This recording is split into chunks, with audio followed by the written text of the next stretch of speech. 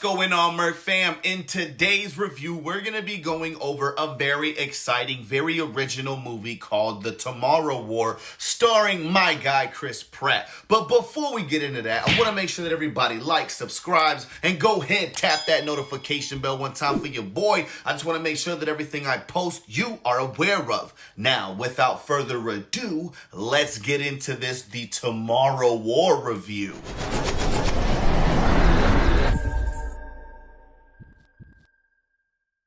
I know what you guys are thinking. Gee Willikers, Mert, why are you so excited for this movie? I'm so excited for this film because it absolutely did what I expected it to do. When I saw Chris Pratt's face on that cover on my Amazon Prime account, I thought to myself, yo, this guy has never let me down. I've seen this guy come a long way from Parks and Recreation all the way up to our beloved Star-Lord. This dude is absolutely phenomenal, and I couldn't wait to watch the movie. So let's talk about the premise of the film if you want, all right? Let's give a little bit of backstory before I go ahead and blow the whole lid off this thing. So in this movie, Chris Pratt plays our main character, Dan, who is drafted into this futuristic war, the Tomorrow War, that we have not yet seen. In the movie, they're watching this soccer game. Everything is going very well. Normal life for regular worldians. And a group of futuristic soldiers come out and they address the world on camera. Chris Pratt's character is watching this happen just like everyone else in the world, and he is absolutely surprised.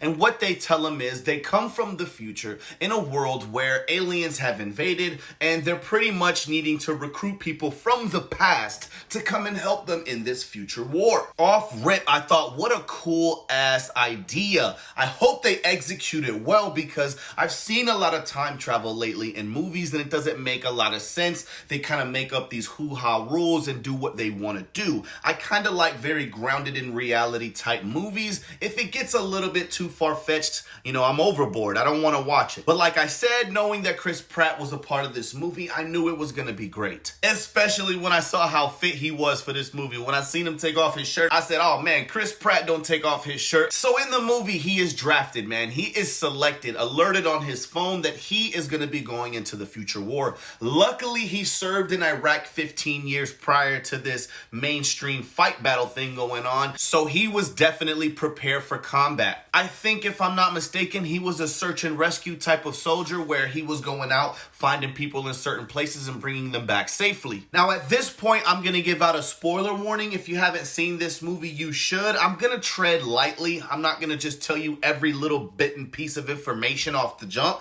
but I really want to give you guys a little warning because, you know, if you don't watch this movie, you could be upset if I tell you certain parts. So there you go. The movie plays with the concept of there being this alien invasion in the future. But what I found to be a little more important was the relationship between Chris Pratt's character and his daughter. Now, when he is drafted and taken for extraction in this future jump off, he says goodbye to his daughter and he lets her know, look, I'm going to be gone and I'll be back in a week. That is all they need. So yeah, it's only a week. It's not like he's going to be deployed for 9 to 12 months. No, he's coming home in 6 days. So once he turns himself in and joins the government, they are all transported into this big old bay where they are transported 30 years into the future. This scene alone was absolutely incredible. They were all falling from the sky. It was this scene in the movie that really had me on my toes because the way that they were dropped off in the future was in the sky above these skyscraper buildings, and people were literally falling to their death, hitting the side of a building, spinning out of control, slamming into the street, and luckily a lot of our main characters drop right into this pool sitting on top of one of the buildings. It is from that point that they start communicating with somebody over a radio,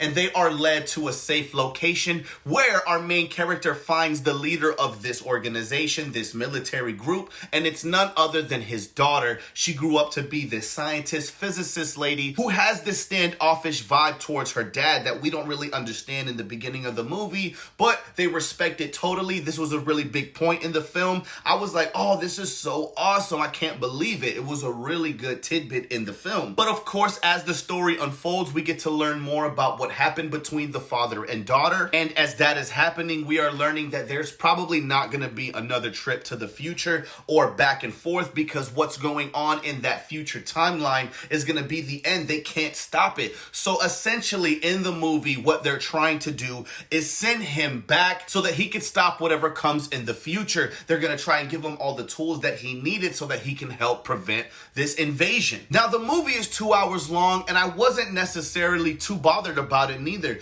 I needed that time with him going to the future and having a relationship with his future daughter, because I wanted to see what was going to happen when he came back with his past daughter or his current daughter.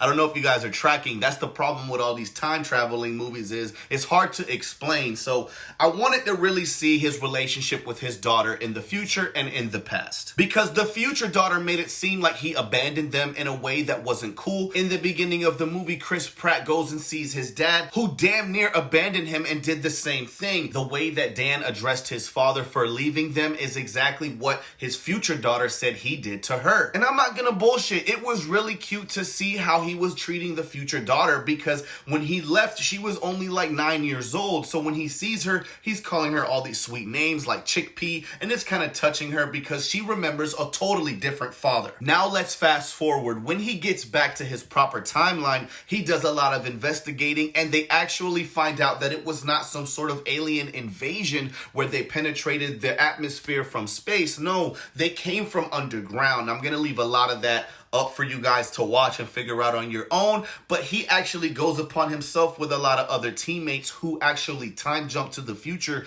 who were drafted just like him, and they end up finding this spaceship crashed off in the snow. What they realized after finding that alien ship was that the people driving the spacecraft were not these tick-like aliens. They were carrying those tick-like aliens in a cargo in these gel-like sacks. And I'm talking about hundreds, maybe thousands of individually held aliens. They were just wild and ravenous animals from space. Maybe they were on their way to another planet with that cargo, but once they landed in the snow, they were pretty much frozen. And what happens is 30 years in the future, the ice thaws out to a point where they all are able to escape, causing this future invasion or war with these aliens that brings them to the past to recruit the new warriors. Now, I'm not gonna lie to you guys, I absolutely love this movie. From the plot to the actors, the musical score, the action scenes. There were certain parts at the end where I was like, this is a good way to send off the movie, but they kept it going,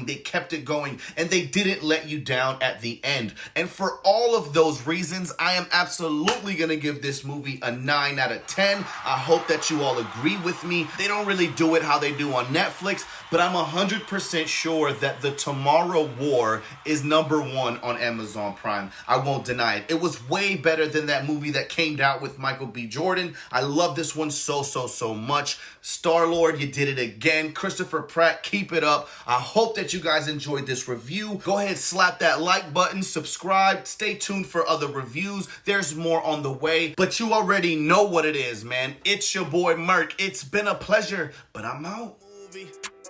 But we know that you acting with all of this heat, melt you up like you plastic. Niggas will switch up on you in a moment, like a stack of hundreds. I'm never folding. Heard they changed on me, I never noticed.